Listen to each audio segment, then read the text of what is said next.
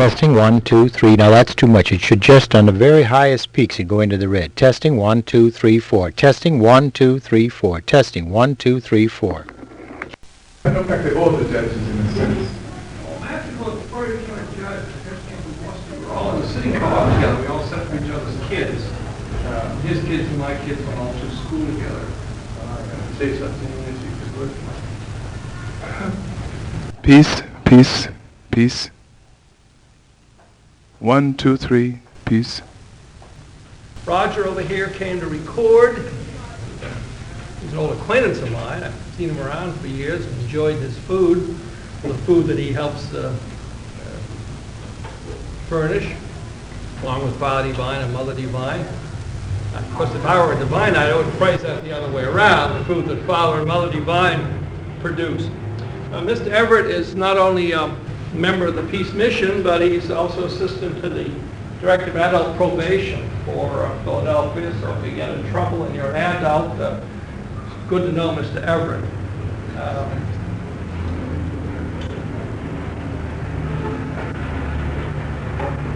I don't think I'll take any more of your time because I know you're going to need it all. And I'm just sorry that everybody isn't here, but I think we better start anyway. Unless you want to wait a few minutes.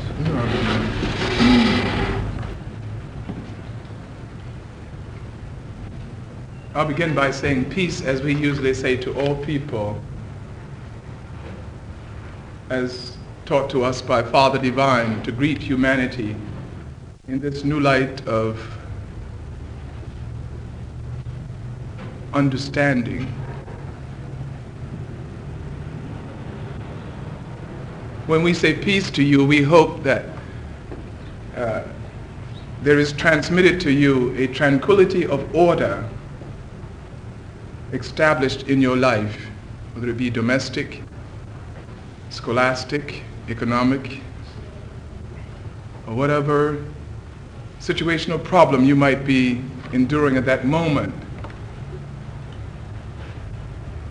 Long before the peace movements came into popularity, followers of Father Divine in all parts of the world were greeting people in this manner. And we invariably say peace, and then of course you will many times hear us say thank you, Father and Mother Divine. And that is because of our new understanding of a deeper meaning in life.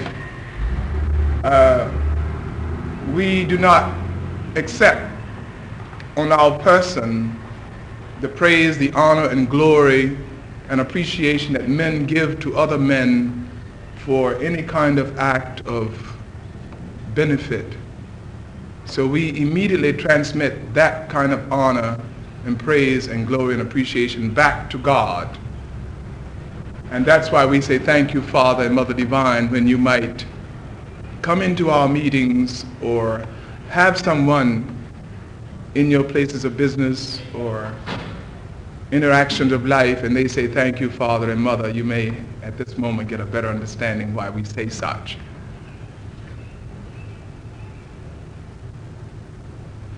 Dr. Burnham has introduced you to our brother here, Mr. Roger Klaus, who is handling the recording.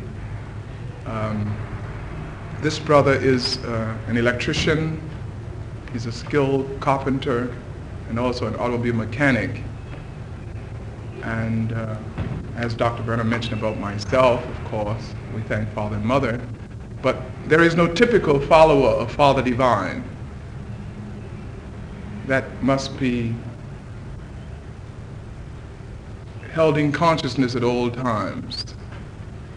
We have people in the highest levels of government, in all the professions and businesses, labor and trade, and yet we have people who might be street cleaners, garbage collectors, shopkeepers. And with this new light of understanding, Father has unfolded to us the awareness that all labor is honorable, and everything we do in any given capacity, whether it's domestic or professional, it is essential for the welfare and benefit of humanity. And subsequently, we do not honor in our organization status symbols of positions. We feel that each and every person is important, whether that person is learned or supposedly unlearned. I say supposedly because we feel as though that person which we might consider to be unschooled in the educational system, they many times reveal much of intelligence that is direct wisdom from God to man. I also want to mention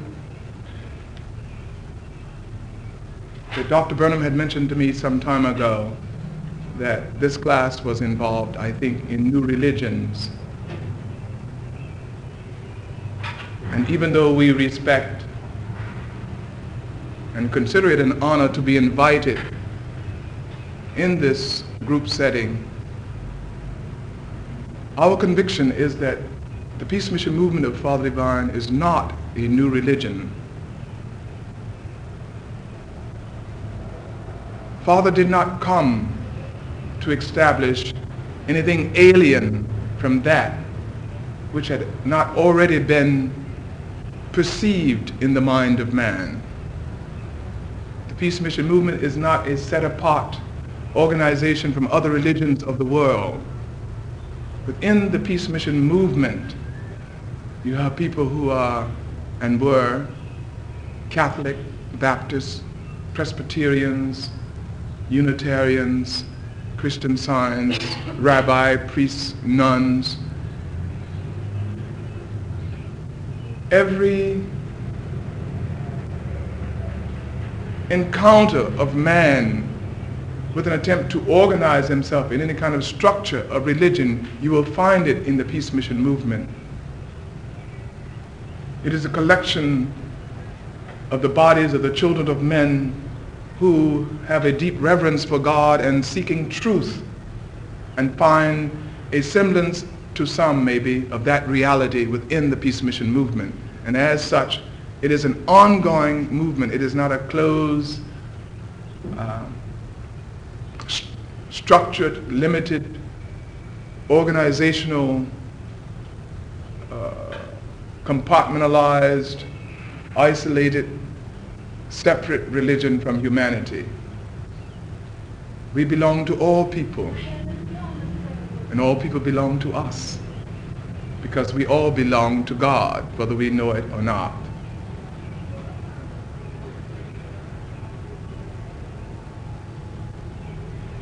In spite of time and destruction, waste and forgetfulness,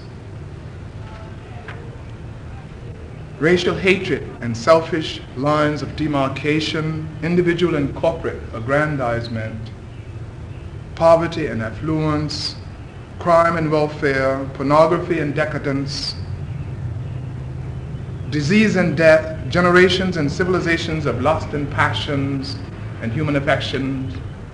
In spite of all these negative forces of the human frailties in man, man still cleaves to infinite varieties of the human experience to sustain his life. Because man knows, without knowing, that there must be a nobler reality than the negative entanglements he daily encounters. Man, in spite of himself, is motivated and is inspired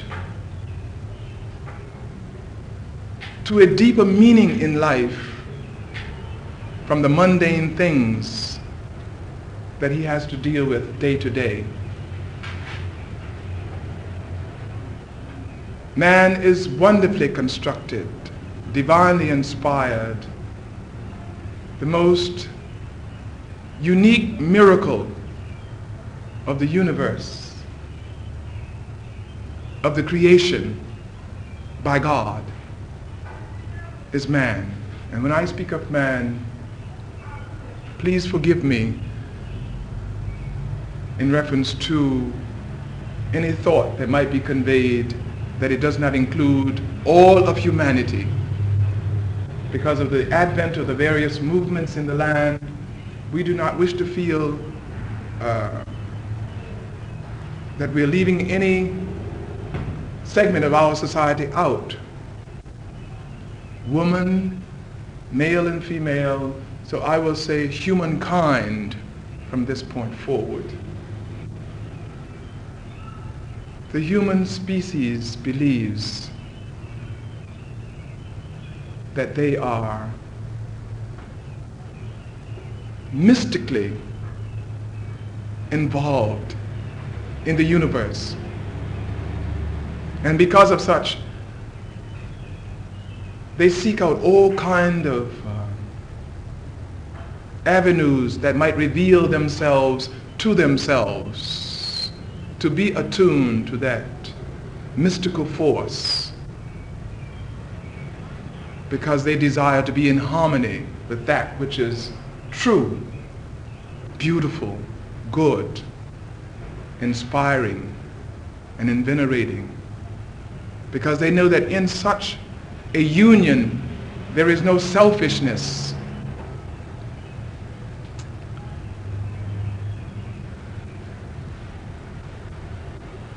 If you happen to know a follower of Father Divine, you will find that is one of their greatest desire, is to give services to another. Our way of life is not just contemplative or meditative, but we are daily involved in all kind of activities in behalf of other people.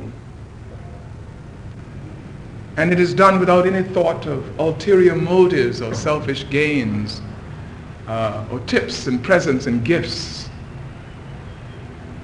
It is done because in the revelation which we are housed with, we desire to impart to another some essence or semblance of that beauty of a new way of life. However, we know that no matter what we say to you, even today, or give to you, it would not be sufficient to convict nor to convince you of this inner belief which we have.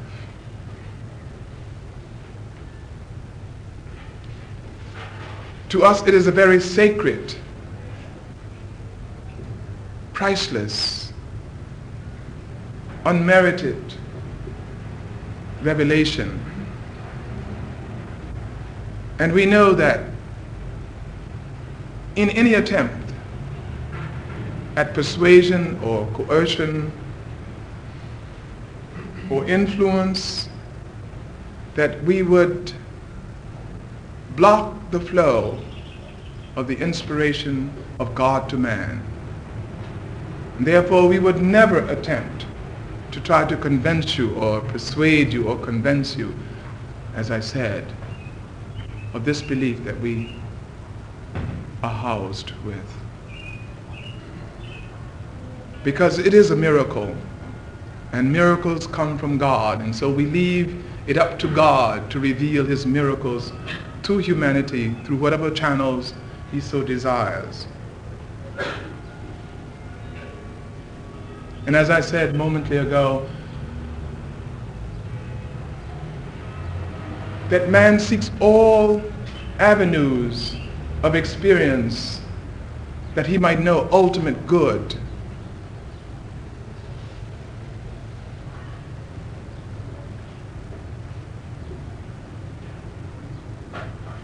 And as a thief in the night, slipping through the trappings of mortality's versions, Father Divine has come.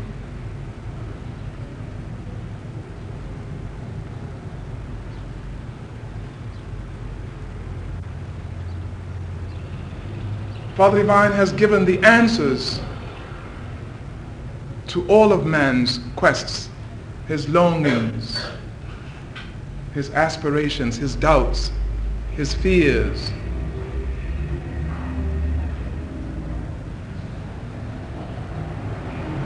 His awareness of the new world to come. For more than 50 years, the followers of Father Divine have been living in this new world to come, where man aspires to, seeks and hopes to gain.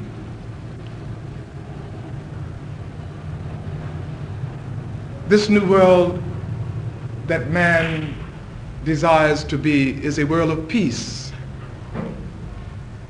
and plenty, brotherhood and virtue, happiness and humanity.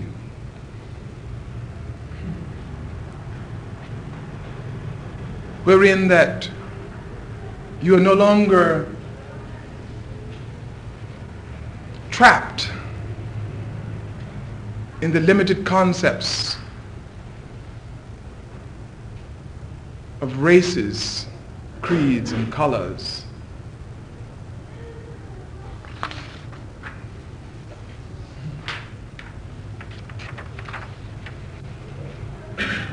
One of the greatest freedom that Father Divine has brought to his followers is to really, really know that no matter where a man may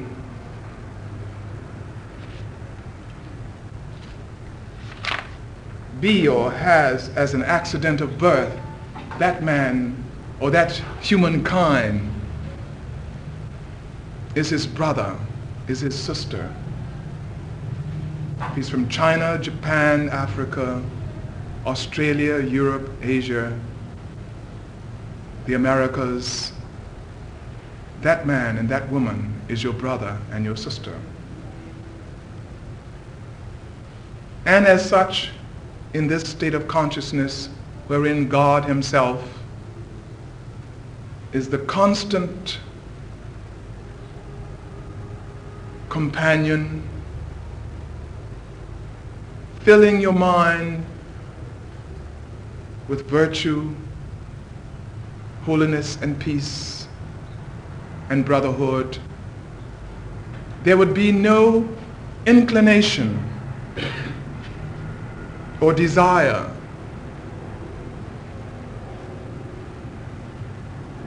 to desecrate your brother or your sister. You would not desire to kill your brother or your sister. There would be no hatred in your heart for your brother or your sister. There would be no envy for whatever your brother or your sister may possess. There would be no jealousy. There would be no strife. And the ultimate freedom is that there will be no desire to have sexual relations with your brother or your sister. You will live a chaste, virtuous, holy life as exemplified by Jesus the Christ, recorded in the Gospels of Matthew, Mark, Luke, and John.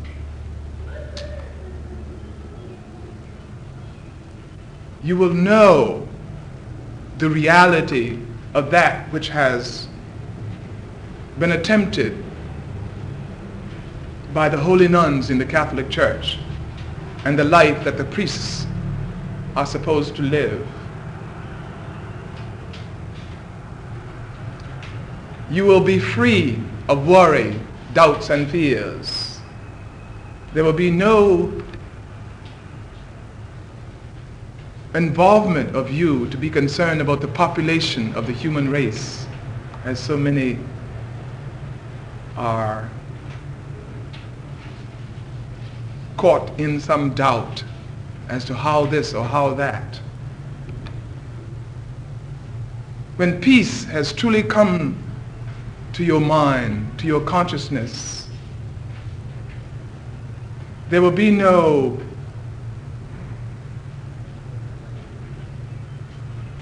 questioning of your brother or your sister or God, or how the population of the human race will be maintained.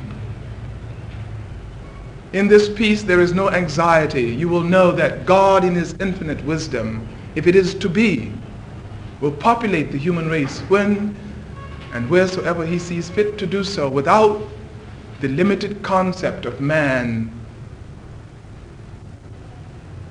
awareness of procreation. In other words, you will free God within yourself. You will trust God within yourself. You will have implicit faith that each turn you make, that God is there to give the answer. In spite of our references to God continually in our way of life, we are deeply involved in the practical things of life, because Father Divine has spiritualized material things and he has materialized spiritual things. So we are not any kind of mythological flighty angels with wings floating around in an ethereal world, unaware of man's inhumanity to man and the daily intercourse of occupations, labor, and trade. We are just as much there. And it is so beautiful that Father has not housed us in monasteries and nunneries and isolated compounds in this state of consciousness, but he has sent us forth into the marketplace of humanity without wearing any kind of special garments to proclaim ourselves to humanity who we are as we go to and fro among them. This virtue that I speak of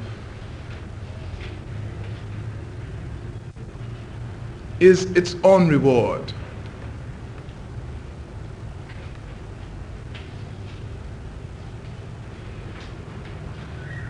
Today, when we were on our way coming here and aware of the strike that's ongoing in Philadelphia, and the time of the hour for our appearance here, there was no doubt, there was no worry in my mind, no stress of anxiety as to what was going to occur in reference to parking and all that. There was no prior arrangements.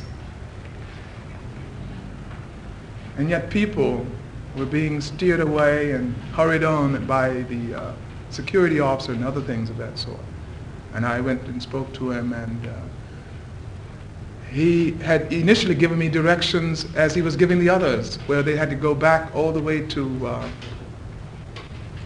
Columbia and Park Avenue to park.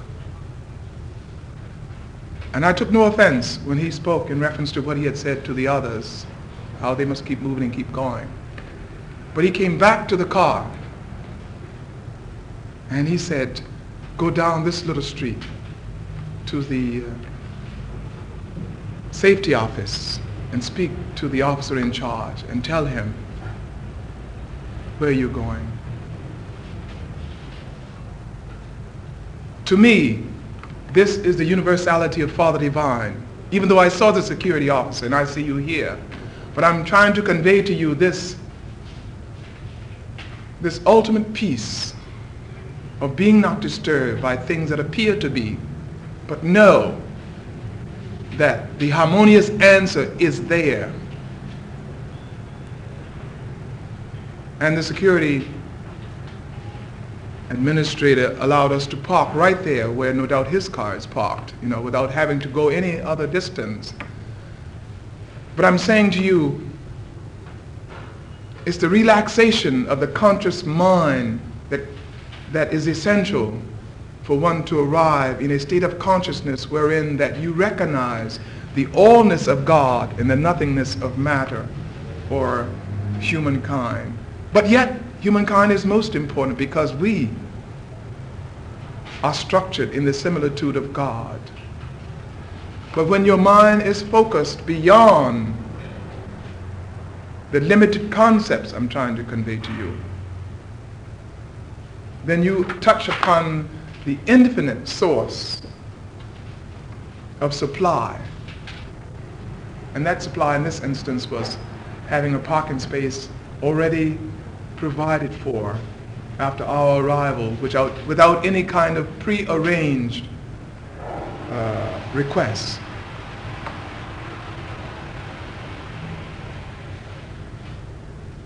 It is scripturally recorded by Jesus the Christ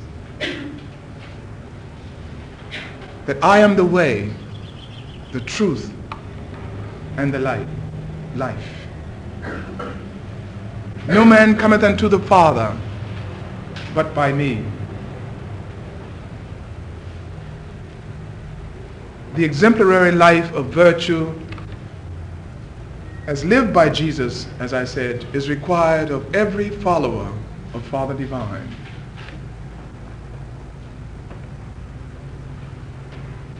Father Divine brought before the mind's eyes of the world his incomparable, spotless virgin bride.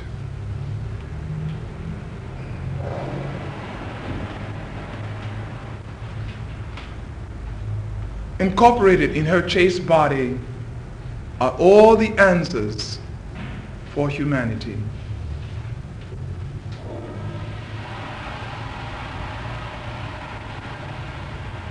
She waits in the wings of the universe for the ascension of man, humankind, the world over, to that awareness of the consciousness of the presence of God on earth in a body.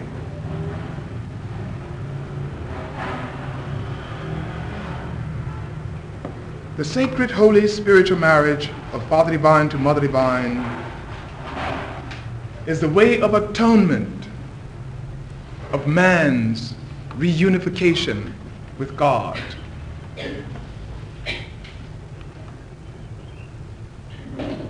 This marriage is founded upon the conviction that Father Divine is God.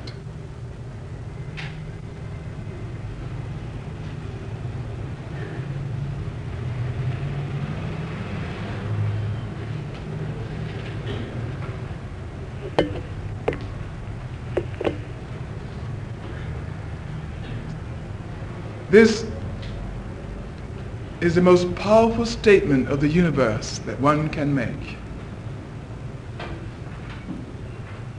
And yet, you will not find followers of Father Divine going around boasting to humanity that Father Divine is God. This most sacred conviction has to come to each individual, revealed to that individual by God, to the state of consciousness that that person is functioning in at that time.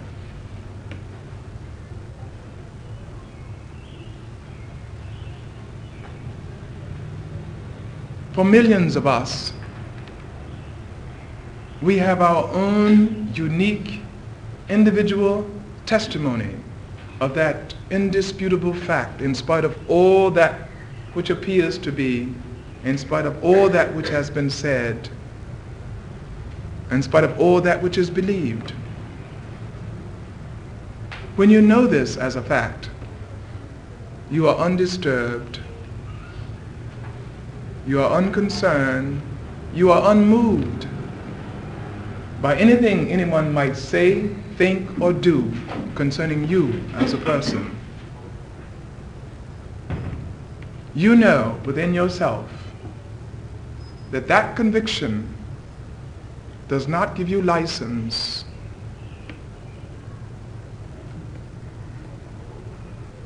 to insult humanity.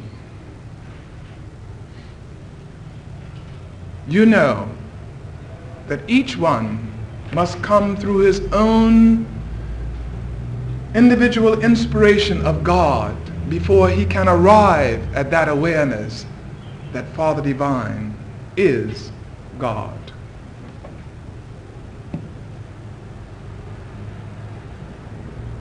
There are so many things that so many followers have gone through as concrete testimonies of facts and figures, records of, that if they were known by humanity at large, you would know that that circumstance was nothing less than an act of God in behalf of that individual's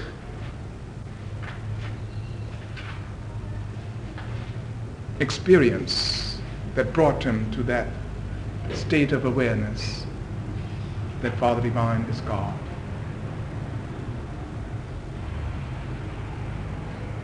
Father Divine is a principle,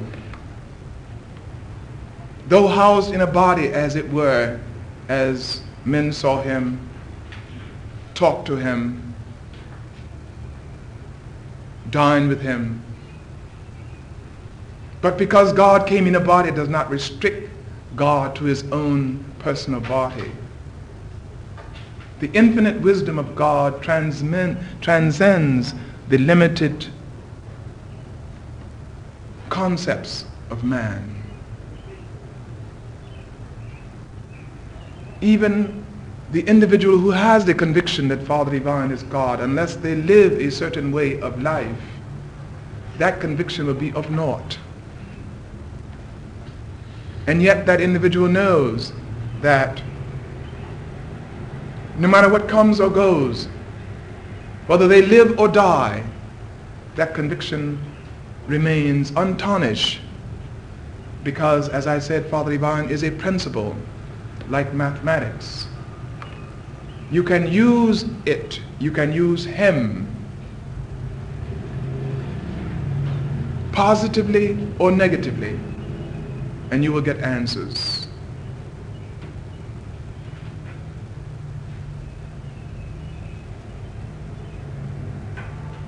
Beyond the intelligentsia of man,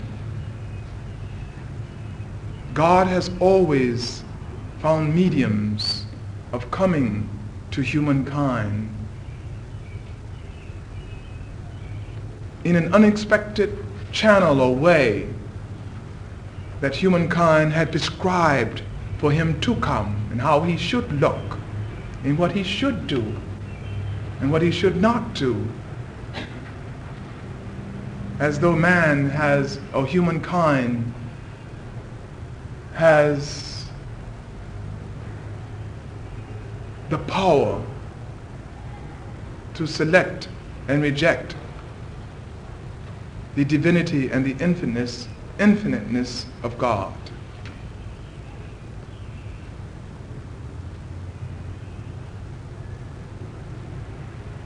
As I said to you earlier,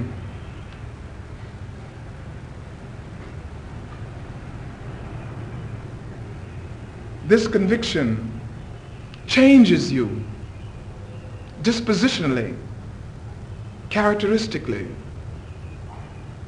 The things you formerly did, you don't do them anymore, that you regard as being of negative influences in your life. You don't go to church 1 hour on Sunday or some other set-apart day and then revert back to doing all the other things you formerly did before going to church or what have you, and you use the continual excuses or crutches that no man is perfect, I'm only natural,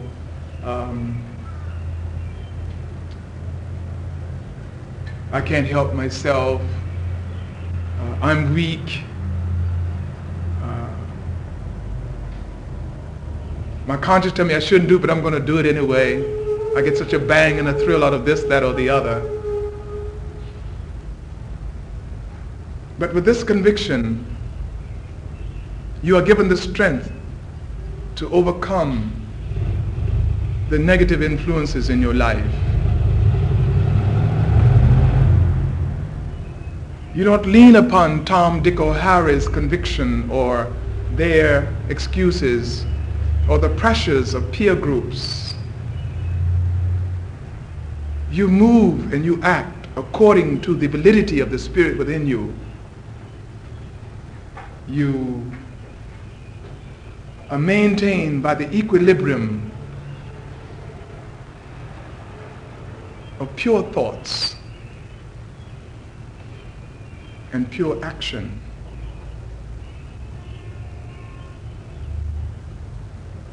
You don't care anymore what Tom, Dick, or Harry think or does. If it is contrary to the leading of the Spirit within you, you have been given strength and courage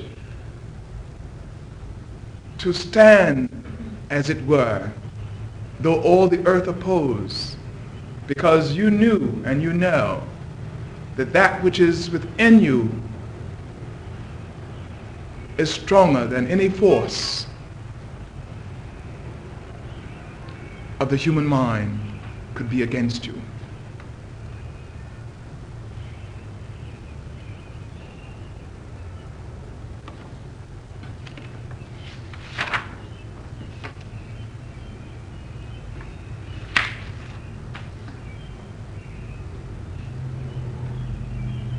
Mother Divine is a very special person. And as I mentioned to you earlier, that as a follower of Father Divine, we do not look upon races, creeds, and colors and all that debris which has kept man separated, which has kept humankind separated from humankind. If one from China or Japan or Africa personified the Christ to the perfection of virtue which Mother Divine has manifested, then we would honor that person supposedly. But the impersonality is the thing which we recognize.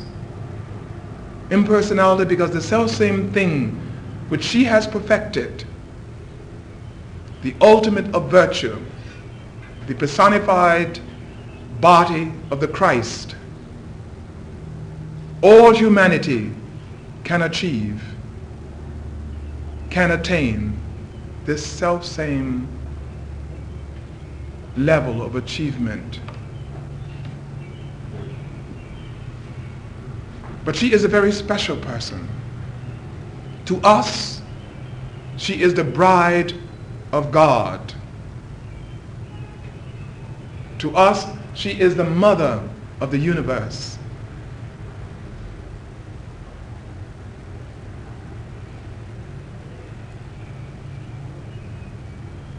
To us, she is the personified moral imperative of Father Divine.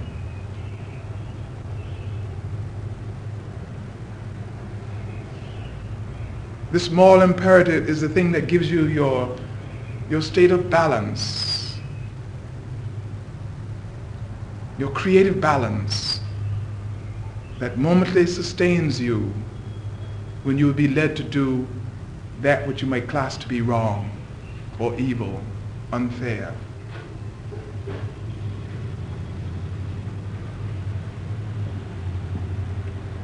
Mother Divine, consummate desire is to see God glorified in the earth.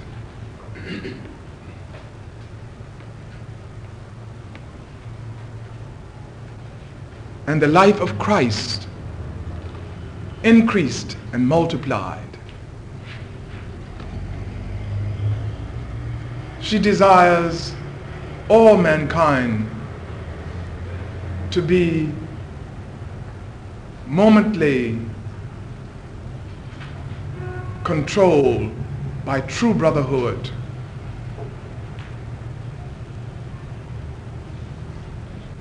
by peace, by pure love, by virtue. Because it is the joy of the Son to lead the Christ to the Father. In your own natural circumstances of dealing one with another, if you meet someone you like very much and you have a very decent relationship with your so-called family,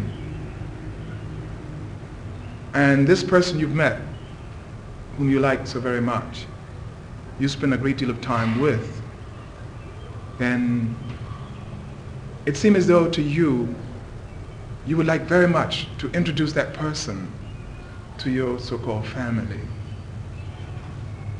Because you have a feeling that this person ennobles my presence. And because of this, I want my family to see that I have really met someone fine, someone nice, someone inspiring, uplifting. And in a sense, it acts as a buffer for you in behalf of your family. Otherwise, that they may have not thought so very well of you at other times. But this friend whom you meet and that you like very much and that you're inspired by and with, you delight in introducing them to your family if you have a good relationship with your family. And so it is with the Son of God, Jesus the Christ.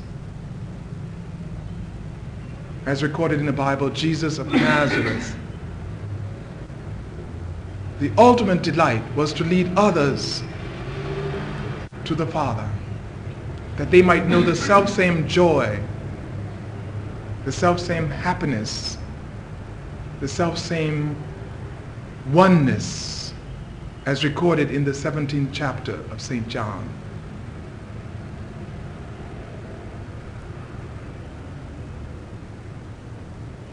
And yet, when this is done, when you take your friend to your family,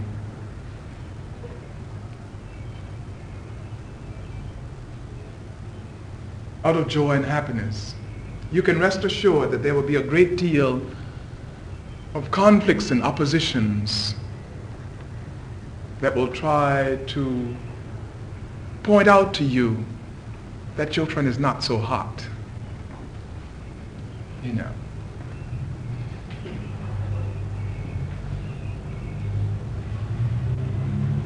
Jesus, in his attempt to lead the multitude to the Father, knowing that his way of life was for the atonement and the salvation of humanity, already called into being oppositions, persecutions,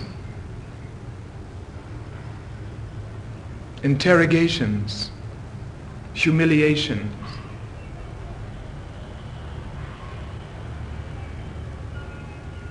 And even the death of the cross.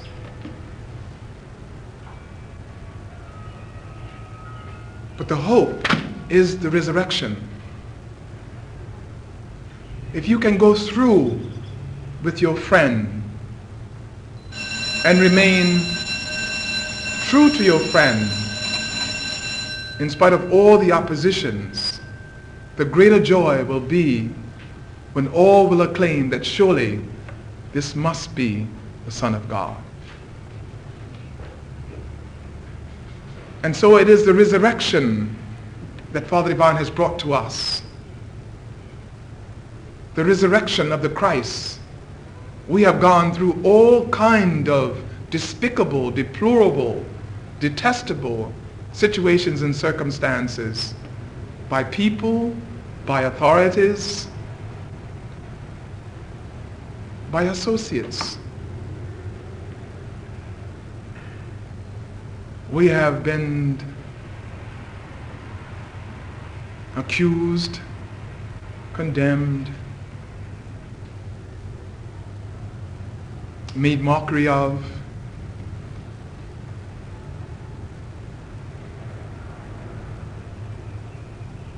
run down by policemen on horseback in parades years ago when we were the forerunners of all the various demonstrations in America that were for the brotherhood of man. We were always interracial.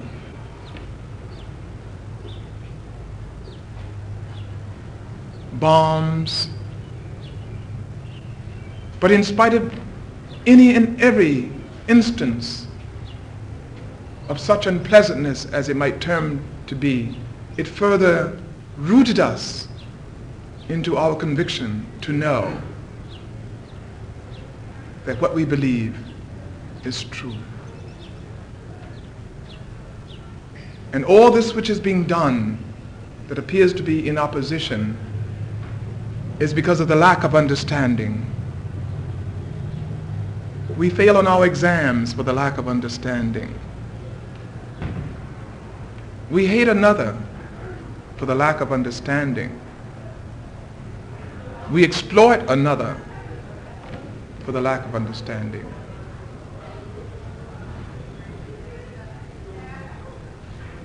We commit crimes to others.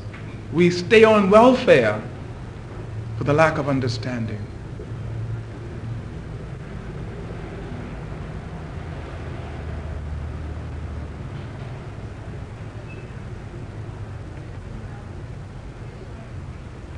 Father Divine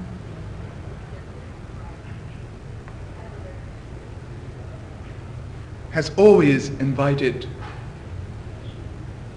the world at large to come. He has put the ultimate of good in hand's reach of humanity, the perfection of the finest of things and materials in hand's reach of humanity.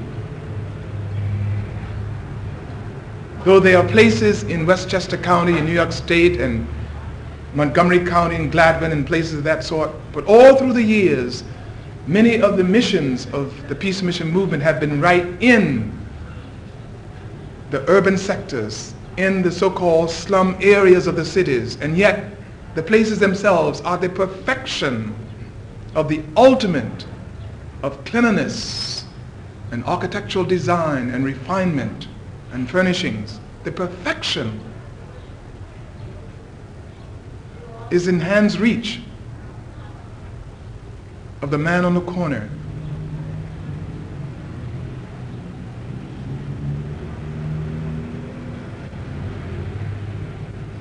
God has always come in the midst of the rejected, the despised, the unfortunate, the underprivileged. He has always come in hand's reach of the masses. Whether they accept him or reject him, that's up to them. It's available, it's there. Whether they abuse it or use it, it's there.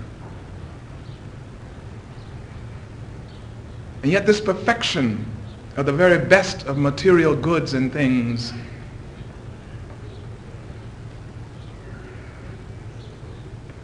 is not the God in our life. though it's there materially. There is nothing that is claimed by the followers of Father Divine that they will not release the next moment or the next day if it interfered with the plan and the purpose and the will of God, wherein that sanctity of it could not be maintained at all times. In all the places owned and operated by the followers of Father Divine, from the rooftop to the basement, there is no isolated pockets of indecent behavior. There is no suspicion of one follower to another follower of their behavior in any given capacity of circumstance.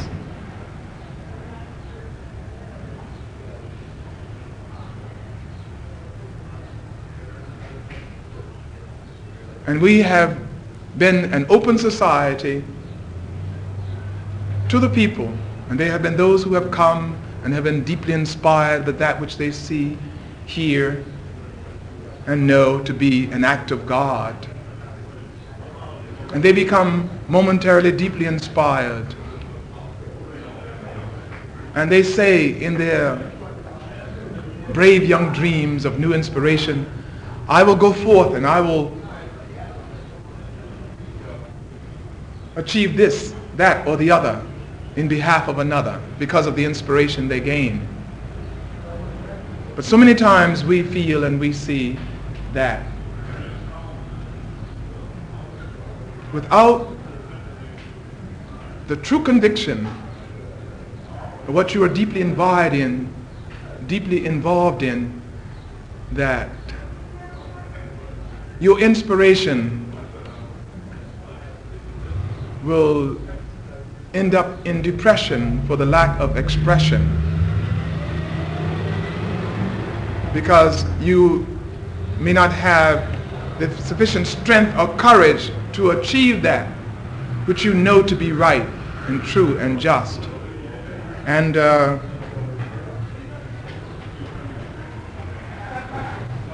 you so soon lose enthusiasm. But we believe that a new breed of people will come that will take up the standard of the life of virtue as advocated by Father Divine, and that they will not be bound by the misunderstandings or the shackles of their forefathers, because it is destined to be that we are to be this way. It is recorded this way scripturally if you believe in the Bible. And the greatest thing that could ever happen to you is stop trying to become the thing and be it. Stop trying to seek happiness. Be happiness. Stop seeking peace. Be the personification of peace. Stop trying to seek wealth. Fill your mind with the riches of the Spirit, and all that which is beautiful and good and true will come to you. I want to say that on April 29th, we will be celebrating the 31st anniversary of the holy marriage of Father Divine to Mother Divine here in Philadelphia. And I take this liberty in this time that if you find it so convenient to do so, Father and Mother will be very pleased to have you come and experience this most unique encounter that I feel you will long remember for the rest of your lives. But if you don't find it convenient to do so, it is still all right. Father Divine has placed the kingdom of God in hand's reach of the people, whether they believe it or not. Thank you. Now we will have questions and answers and all that which you wish to bombard us with. Dr. Burnham, how much time we have? You have another almost an hour. An hour. And we also have some literature 50 here. minutes. Yes, we have literature here, individual packets that will be given to you, no doubt at the end of this session altogether, that you may take with you, and that which you may not gain from this session, you can peruse and read and believe that which you want to believe, and otherwise. Okay. So you can ask any questions and every question, anything and everything. It's still all right. I'm not sure you're going to get all answers you might be expecting. Yes. Question. Sure. You were mentioning that mankind, if I interpreted you correctly, didn't have the right or the ability to judge God or weigh God's acceptance or rejection. Yeah. But as you continued on in your speech, you said that God is only a hand away, and it's up to mankind to accept or reject. So on one hand, you were saying that they didn't have the power to accept or reject, or they didn't have the right to accept or reject. And on the other hand, you were saying that they, that it was at hand's reach, and it was up to them, up to mankind at that point to accept it or reject it. Beautiful. I got a little confused. Yes. Beautiful. I said earlier that man, in his finite wisdom, does not have the power to limit and restrict God in any manner where he should come, or that I didn't say he didn't have the right. He doesn't have the power. He doesn't have the knowledge in his finiteness. When you're dealing with infinite, when you're dealing with omniscience, you're dealing with something extremely unlimited. And all the knowledge we have, that is man-given by institutions, from books, scholars, and things of that sort, it's very limited, no matter where and what source it comes. The only knowledge we have that is unpolluted by man is your highest intuition, which comes directly from God. You see, most religions of the world, and I honor and respect and revere all religions of the world, because within them there is a framework of noble intent. But all religions of the world, it seems, has some special concept or how God should come or should not come, or what he should look like or what he should not look like. See, or how you should act and how you shouldn't act. You see. But in the infinite wisdom of the Spirit that predominates and permeates in the Peace Mission movement, we are free. I free this brother as he frees me. There is no checkmating personally, in a sense. So you can't do this, you can't do that.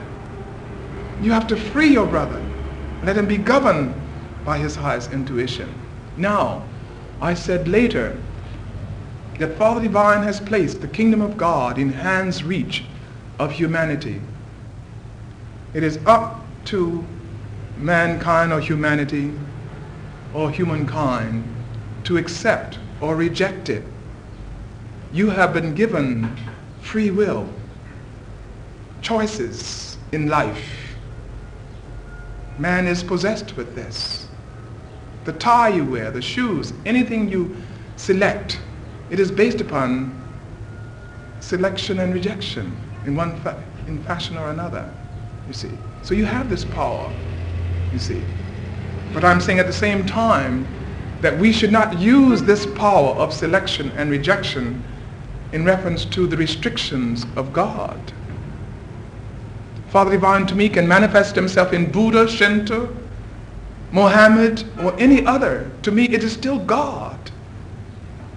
You see, and that's wherein I spoke.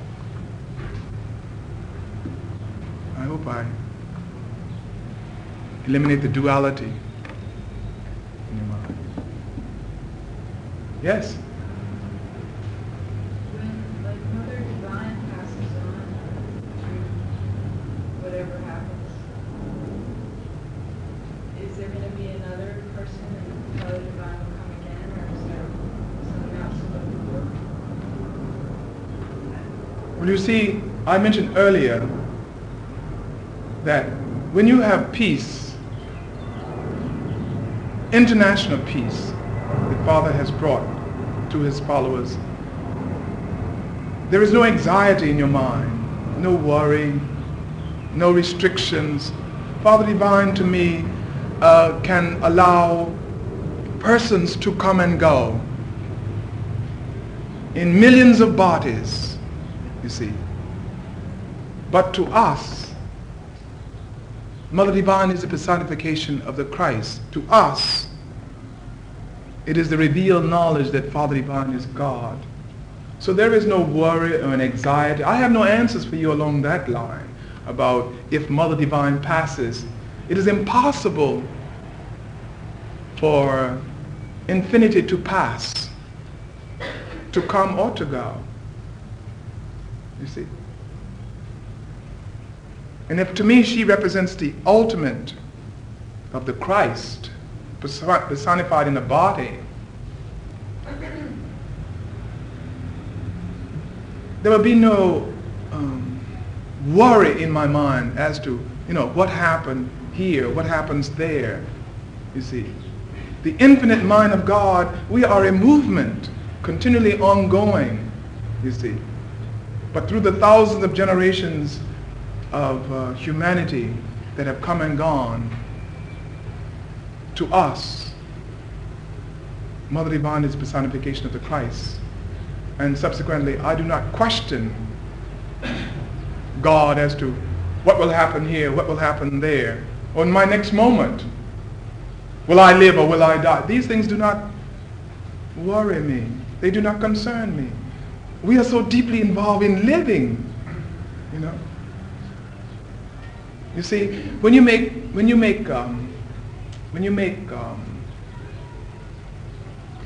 preparations for automobile accidents, all kind of insurances and things of that sort, trusting all kind of mediums for this, you are bringing into play in your life framework the potentiality for those things to happen. Nothing has ever entered my mind about the passing of Mother Divine. I have made no reservations, you see, in my mind, you see. She is. That's all. Father Divine is, to me. See? And whether it remains in a body, to me she is. It's, is. I can't answer that according to the mortal versions of living and dying. I cannot. Thank you. Yes? If I understand you correctly, the sexual union of men and women is sinful. This is why it's eliminated from their devotional practices. I did not use the word, I don't think, sin all day. No, you didn't say though, it's the word that I attached to it because you said that it was, you did not engage in anything. Well, I tell you, if you find in Matthew, Mark, Luke, and John, where Jesus the Christ did these things, then all well and good. You may find justification in your answer. However, we live the life of Christ. Well, my question is this. If there is no marriage as such, and there is no sexual union as such, where are the new people going to come from? Where are the new people to follow Father Divine going to come from? As I said earlier,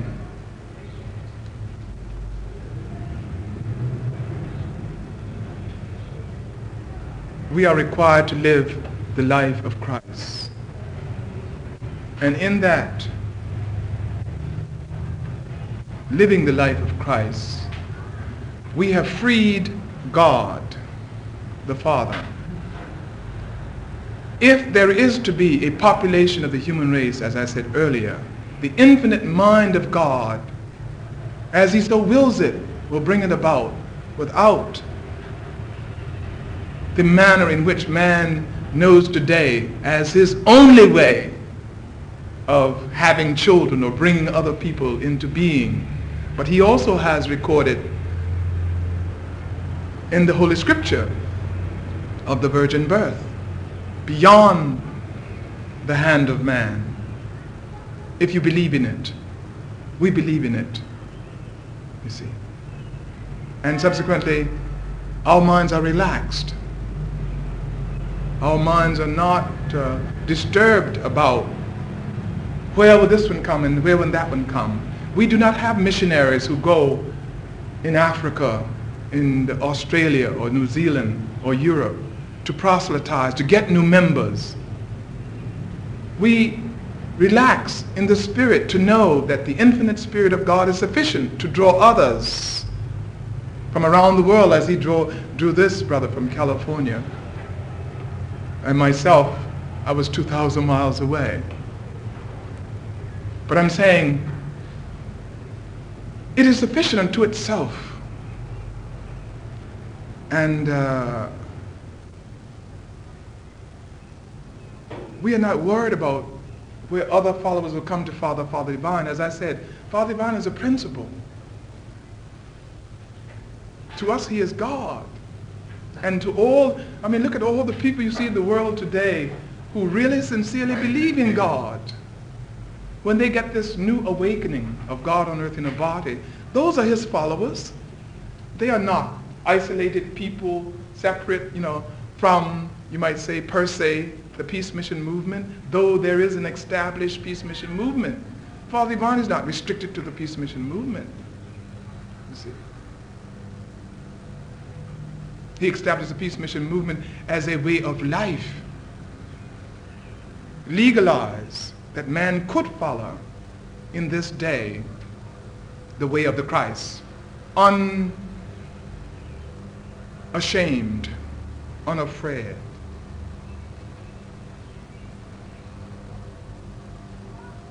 Unrestricted. But I will say this, with this conviction comes a responsibility. It's a moral responsibility. And if you are not inspired to live this way, it's better that you do not involve yourself. Because for many people, it is unhealthy for them to live such a way of life. I think they recognize that a great deal in Catholicism. Many nuns and some of the priests live a certain virtuous way, and yet at the same time they know that their parish members, all of them, cannot live this way as they live. So they sacrifice their bodies in behalf of their parish, in a sense, as though to offer up to God this sacrifice in behalf of the populace, because it is recorded in your Bible that the cities of Sodom and Gomorrah would have been saved if there could have been found 50 just people, and it came all the way down to 10. And it is also recorded that there was only Lot and his two virtuous daughters, who had never known man, if you remember what it says there. At that time, these are the three, you see, that escaped the destruction of Sodom and Gomorrah. You see. And I am not worried myself about where the others will come to be followers of Father Divine. With me, they're already here. They're here. Already.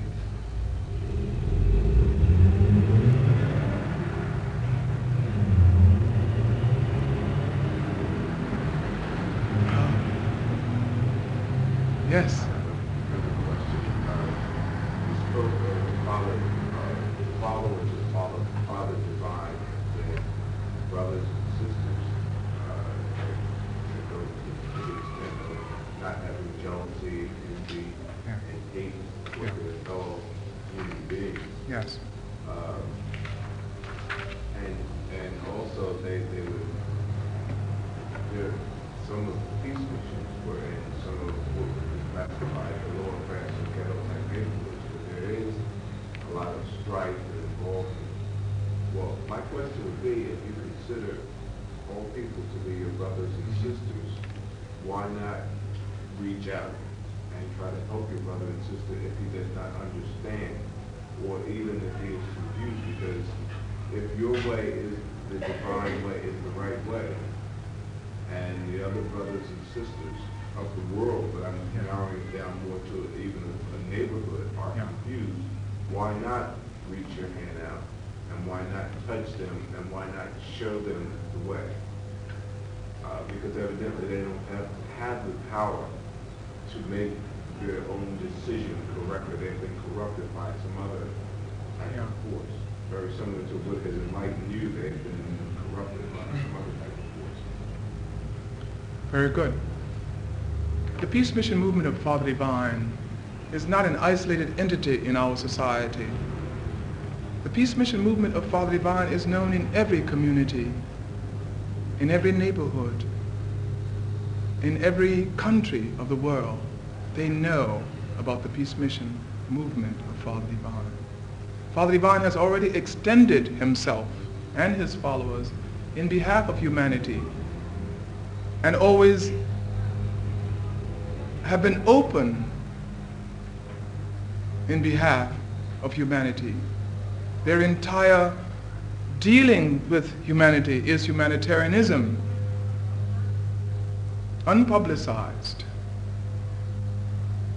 You see, we do not advertise, nor do we publicize that which is being done in behalf of humanity, but the police department and all the others, they know where to send them immediately when they get into all kind of scraps and situations and all. And we bear the brunt of this without any kind of publicity, freely given without any kind of return. No one helps us in reference to organizations like Red Feather and all the others. And we, the followers of Father Divine, inspired by the teachings of the Christ, go back and pay everybody that we owe financially and what have you. And then we put our monies together and buy places of businesses and set up hotels and things like that in behalf of other people, wherein that there is no, at a minimum rate whereby that which they donate for what they're getting is only a third of the basic costs for the goods which they receive. And yet no one, not even the police department or any of the others, the charitable organizations constantly refer people to us. And we take them in and all sort of things are happening and done in their behalf. But what I'm saying is, you say, why don't you extend? Why don't you make them aware? They are aware. They are aware. We, for instance, perhaps this classroom and others may be housed with, as you did mention, some misunderstanding and things of that sort. But even the misunderstanding of the Peace Mission movement of Father Divine, if there are those who are sincere, they will come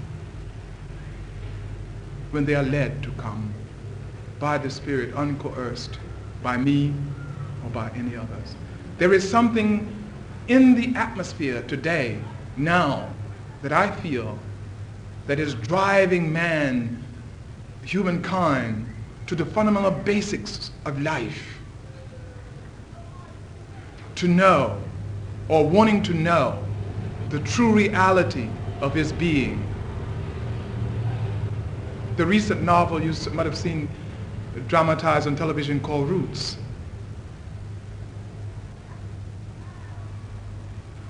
It would not be worth a dime on the paper it was printed if it was restricted and limited to some isolated accident of racial experience. But its fundamental meaning and worth and merit in the American society of the dominant Protestant ethics is the portrayal of man's the universal theme of man's ability to endure all kind of deplorable and despicable situations and circumstances, and yet rise up and endure to some excellence of the human spirit.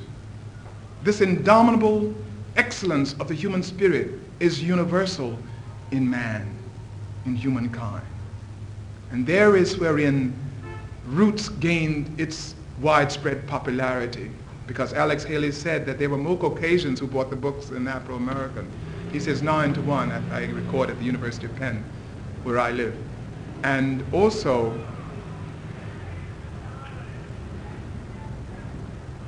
I want to mention that our true roots must really extend from God. Because even in spite of all that which was projected as a popular historical experience of humankind, it is still limited. It still further separates man from man, you see. Father came to unify humankind with humankind, you see. And you lose the debris of racial arrogance, and it is racial arrogance, though it's termed racial pride, because every time the government spends billions of dollars and they have studies conducted and all that in behalf of this so-called race and that so-called race and that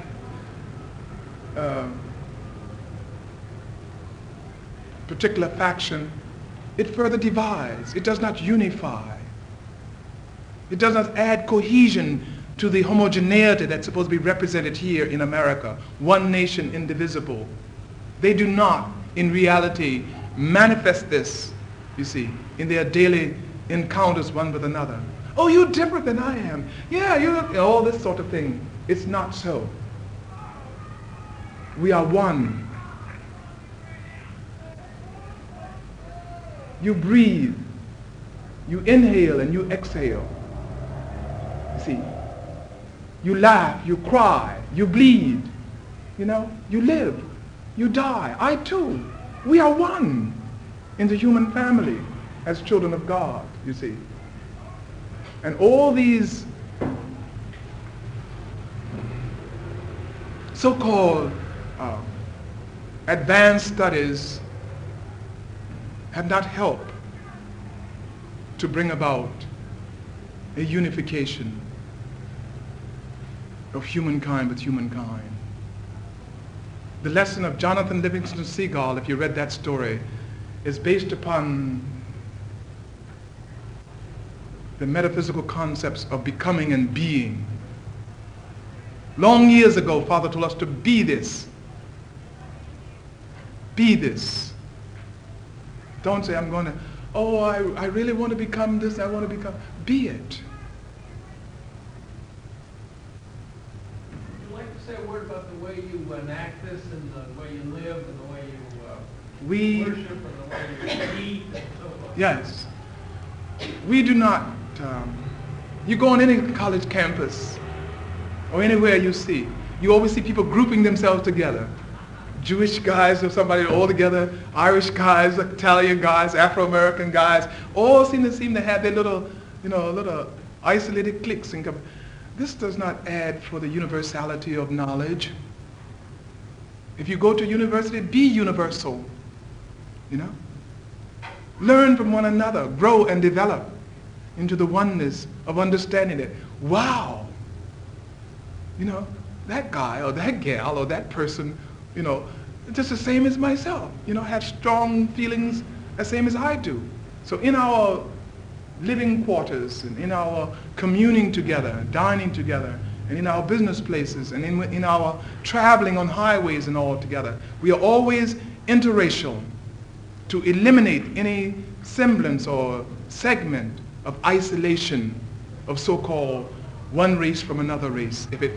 But because you see, we only believe in the human race, you see. And so when we sit together, we intersperse ourselves one with another ethnically in order to express the universality of this truth. And we find that I am no different than from my brother. He aspires, he believes, he feels, he hurts, cries. But in this encounter with us, it is to venerate the spirit, deepening the spirit one within the other. That's why we come together, to commune. And in that Holy Communion, if there be such a thing as a problem, supernaturally it is worked out without any kind of vocal mentioning of it. So we express the brotherhood of man by living it day to day. Whether we are sleeping, we don't go to church and then after church everybody go to separate houses and all that sort of thing, and go back to their various communities, Chestnut Hill or South Philadelphia, Columbia Avenue or Kensington. No. We go to the same places to live. We live in the same rooms. We eat together. We play basketball and other things together. You see, we swim, everything together. Yes. We help one another.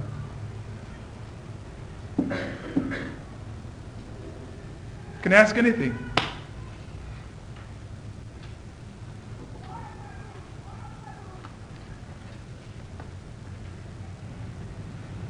People who do have their own homes, who are married and have children, how do they relate to the group? As Father Divine being God, as we believe him to be God, the universe over, there are many people in Australia and Switzerland and in many European countries, as Dr. Burnham has mentioned. They do live in houses where they have, a so-called husband or a wife and things like that. They attempt to live a life of virtue because they are convicted by this self-same belief, you see. And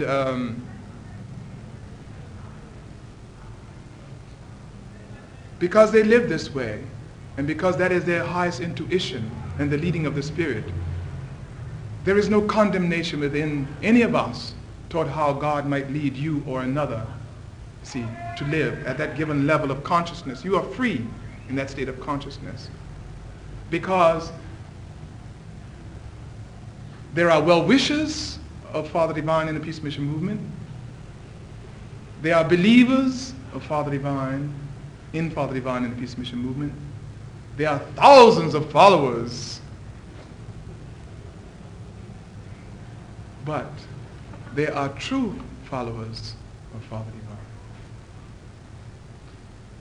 Everyone who mentions the name of Father Divine says, I'm a follower of Father Divine. But they might do anything, but they may have, ulterior selfish motives why they do such. But because they do, we free them in that capacity. We allow the Spirit to work it out in behalf of that individual according to their level of consciousness wherein they are functioning. And there are those live, as he mentioned, in Switzerland, in New Zealand, in Germany. in so-called family settings. But they live virtuous. Yes? Buddhism seems to place a lot of emphasis on virtues. On what? Virtue. Virtue, yes. And I'm wondering if there's any negative connotation to or how deep is it, how severe is it connotation to the fact that people get married and have children. But is that considered a sin? Just what is it? How does the movement look at that? Well, I think it is written in the scripture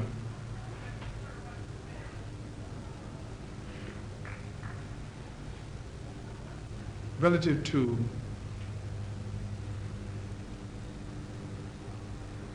those who are in heaven and some of that sort of thing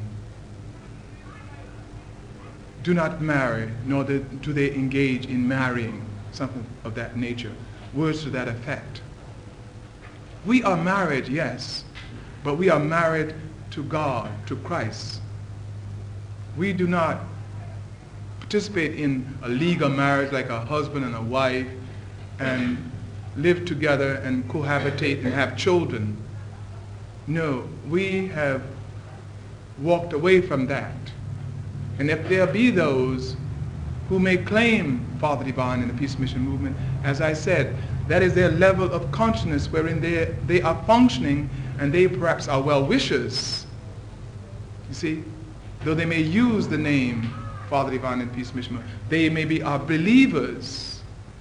You see, as I said to you at the beginning, the true followers of Father Divine live the exact life of Jesus the Christ as recorded in the Bible. And that life is one of virtue, exemplified.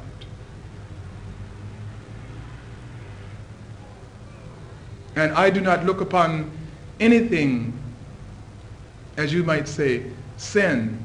I don't particularly personally. Now, there might be other followers who may use that word a great deal, sin, things of that sort. You see me? I look upon things as the lack of understanding. It's a misunderstanding. See?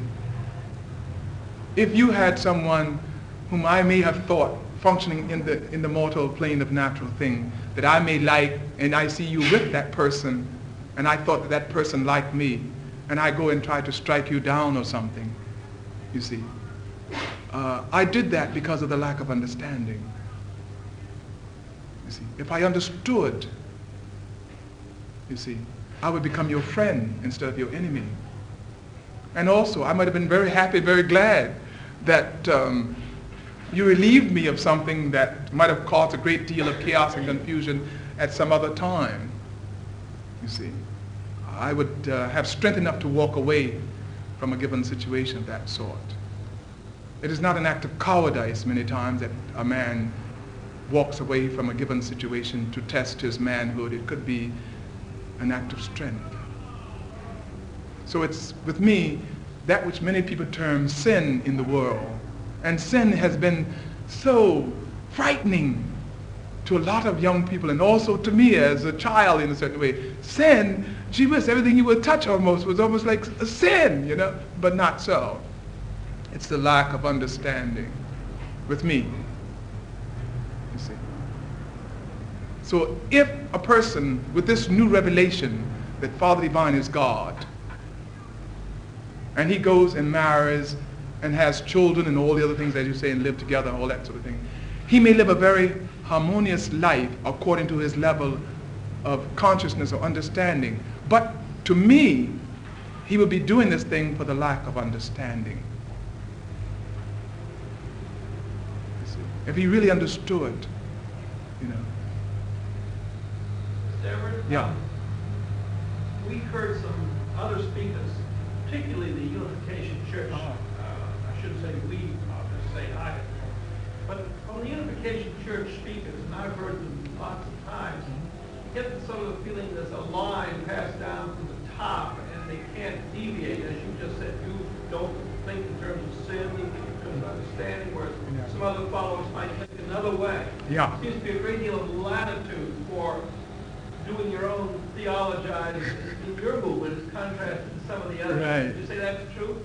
Well, Father has freed the spirit within each of us. I might be inspired to go to night school.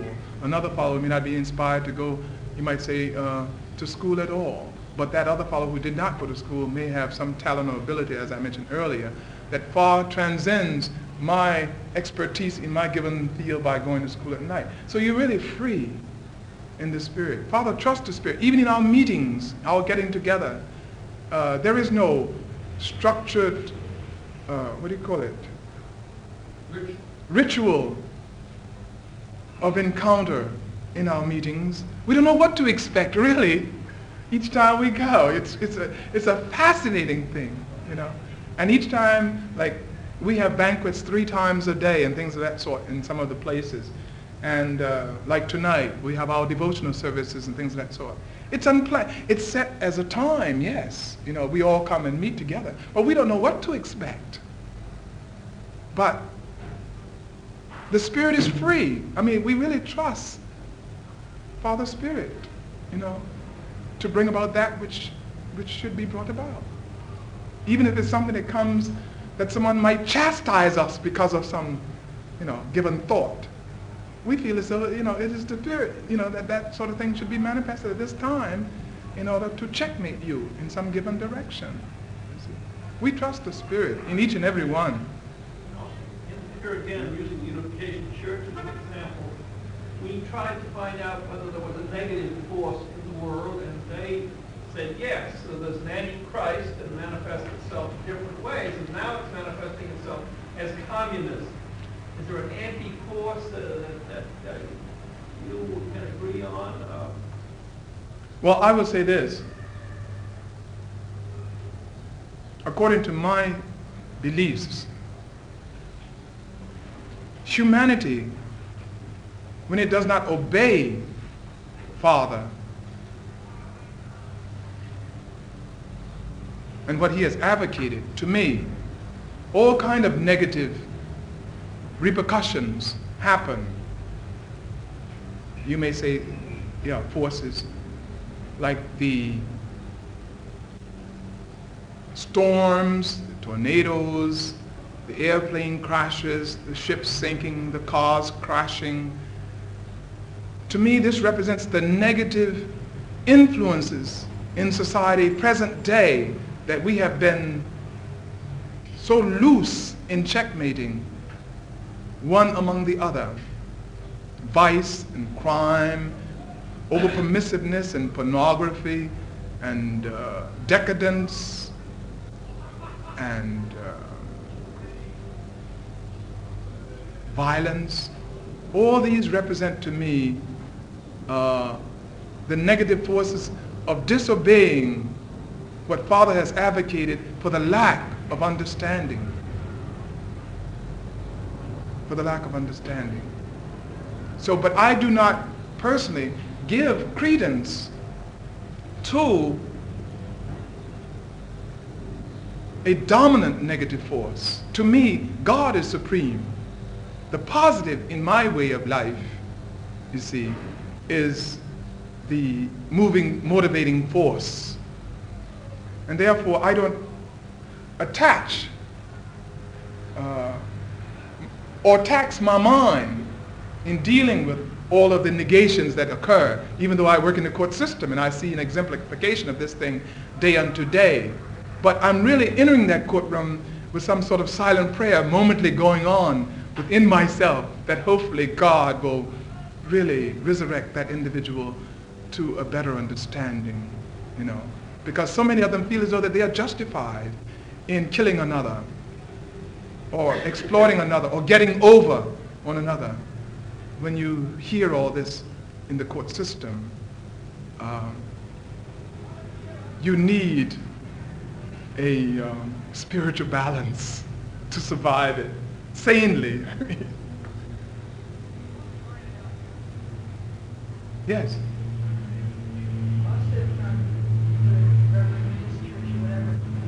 After hearing so many prayers that are wealthy, that have accumulated a great deal of wealth from the numbers, I'm more suspicious of why they use it if there's any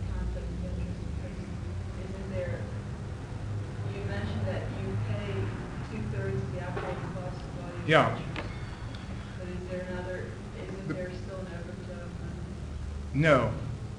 The Peace Mission movement, as I mentioned to you earlier, in reference to all of that which goes on in behalf of humanity, is operated in what is known as a cooperative system. Unsolicited by any other. Though I may have $1,000 or $1 million or $10, and my brother may have $50,000, and though he may be aware that I have $1 million, he would not come to me and say, look, Leo, says, come on, let's go and buy this hotel on behalf of humanity. We don't do it that way. The Spirit must move you from the within, you see, to come together. You see, if I know that there is a group meeting or what have you otherwise, and they're interested in buying a piece of property, if I don't feel moved to go, they won't ask me to come unless I want to come of my own free will. But I'm saying, Father wants to give everybody a chance, and not so much charity to be as a crutch upon which men lean and never resurrect themselves from. So, every endeavor that is presented in the behalf of humanity is operated as a non-profit enterprise. There is no desire to make money from investments, none whatsoever. It is to give, and we give of our resources from our abundance that we have acquired after having taken care of all of our business obligations and commitments that we were individually responsible for. As is recorded in the Bible, wherein that when the multitudes were gathered together and the fishes and the loaves, Jesus did not send his disciples around begging people for money or food supplies and all to take care of these people while they were there on the mountainside. You see, it was a little boy with the fishes and the loaves, you see, and he fed the 5,000s and the 7,000s and what have you otherwise, you see. So everything that we have, we feel as though it is blessed of God after we have done that which is just and right. And it is from the fragments that was picked up, the baskets of food supply by Jesus and the others who were gathered, the fragments that were picked up amounted to triple or more than the time of that which was initially the supplied fishes and loaves. It was the fragments that were picked up. With us, the followers of Father Divine, it is the fragments, the leftovers, you know, that we have brought together, our nickels and dimes, and bought places in behalf of humanity without any concept or thought of profits to be gained, you see. And yet, in its operation, many of the followers volunteer their time free, you see. So there is no threat of an overthrow as Karl Marx had envisioned in America about the owners of the means of production and the proletariats rising up, you know, to take over. In the Peace Mission movement of Father Divine, in the cooperative system, the owners and the operators are one and the same. We work freely. Like I work on my job, I come home and do other things if I'm inspired to do so and all that sort of thing. In other words, it's volunteer services all around. See, we may plant fields, harvest the crops, clean the produce, cook the produce, serve it to the public, clean the pots and pans afterwards, and all that, freely done. See, and we never solicit from the populace. We never beg from people. We never have rallies, you know, things of that sort. We don't solicit funds from anyone. No one can come and donate funds to the organization. Only those who are bona fide members of the Peace Mission movement as a trustee, member of that church?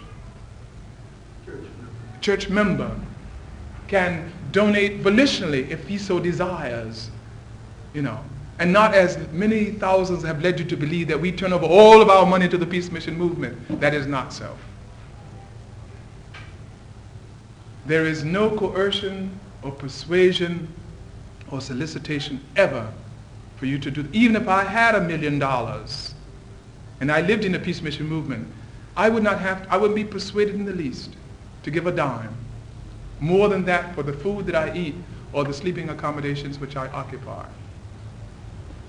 See? Yes? Like with the Hare Krishna group, they have people that they have like a director, like a replay director, and they have the leader. I was wondering, what's the organizational structure of the mission movement? Well, the organization, there is no hierarchy in the peace mission movement, in other words. We do not have like bishops and pastors and ministers or proletariats or in the church, in the incorporated churches, they have such a thing of that particular church.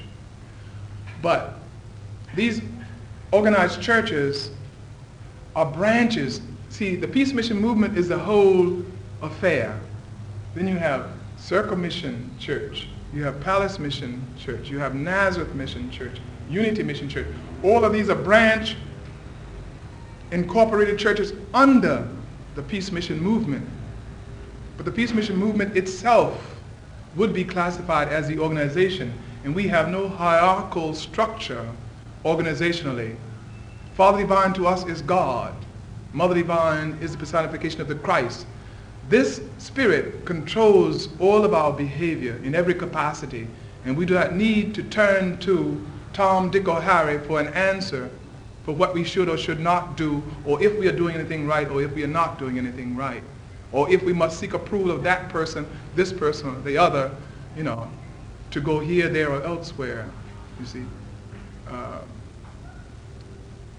In the organizational structure of, would you say associations? Associations, we have no hierarchy. Well, you do have elected officers. Of the various churches, yes. They're elected yearly. Yes. Is it yearly?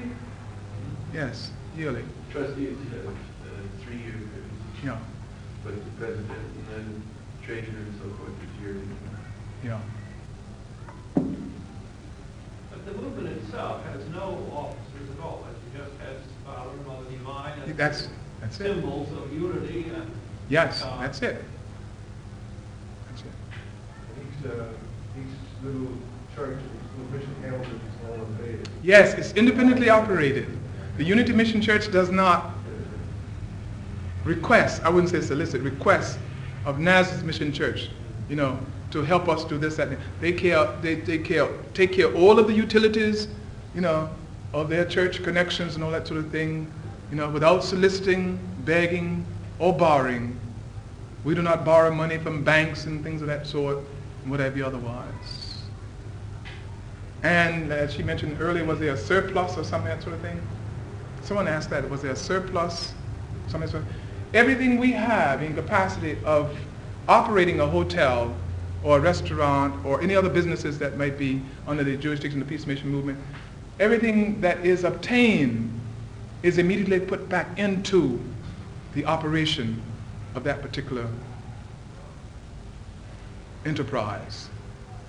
And as I said, that which is taken in from the general public is far less than that which costs. So I'm saying all the time, it is supported by the followers themselves.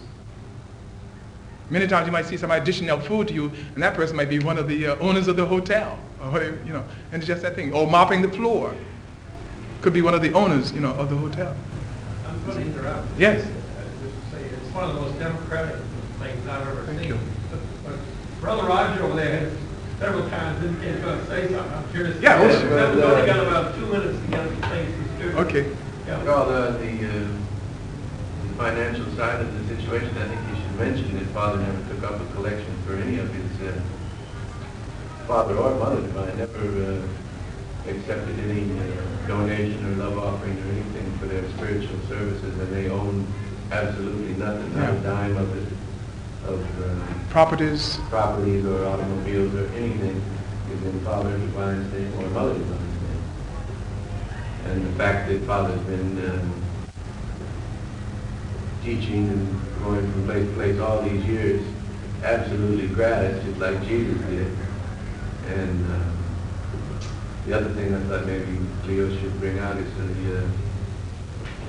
the scriptural backing of the peace mission. In other words, the marriage of the Lamb and the bride in the 21st chapter of Revelation. I mean, that explains where Mother Divine comes into the picture. And like we saw in Jesus of Nazareth on TV last night and the night before, Peter went to Jesus and Jesus said, "Who do you say I am?" And Peter told him, "Well, I say you're the Christ." And this is the same situation with Mother Divine approaching Father Divine before the marriage.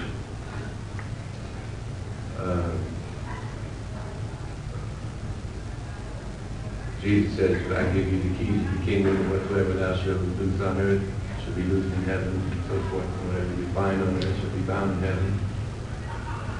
Well, this is pretty much the same situation with Mother Divine. She is the spiritual head along with Father Divine, and she looks to Father as being God. In other words, we believe that God can have a person, but we also know that God is the universal mind substance that we're all living in. We're all breathing the same air and so forth. So I just thought you should know a little more about where we're coming from. The fact that Father brought this about through the same way that Jesus did. He went through 32 lynch mobs during the time of racial, what do you call it? Unrest. Turmoil. Upheaval in America. And Father really paid the price from every angle, just like Jesus did. And it was for our own good. In other words, what we're enjoying today may not be total racial sameness. It is in the peace mission movement, but I mean in the world, they still haven't seen the revelation of it. In other words, just like Jesus paid for all of our sins, so-called, well then, Father paid for all of our sins in many different angles. He did the same thing that Jesus did from way back in 1917 and so forth, healing the sick and raising the dead and feeding the people.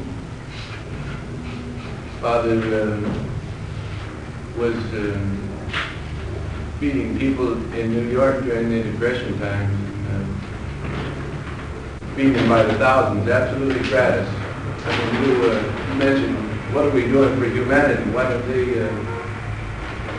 Well, I mean, Father's an open book to humanity. Even here in Philadelphia, we have restaurants and dining rooms where you're, up until a few years ago, you were free to donate any amount you wanted for whatever you wanted to eat.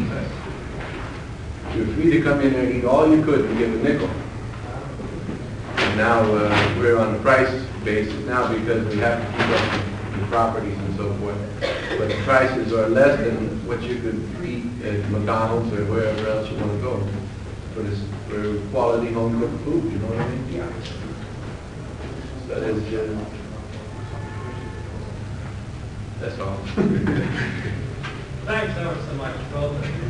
Thanks, Father, Mother. Thank you for having us. And we hope that you might find it convenient to come to the anniversary celebration on the 29th of April. And Dr. Burnham can apprise you of the time and location.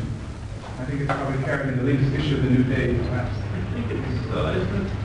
Yeah, 6 o'clock at Unity Mission. 41st? Yeah, 5 o'clock.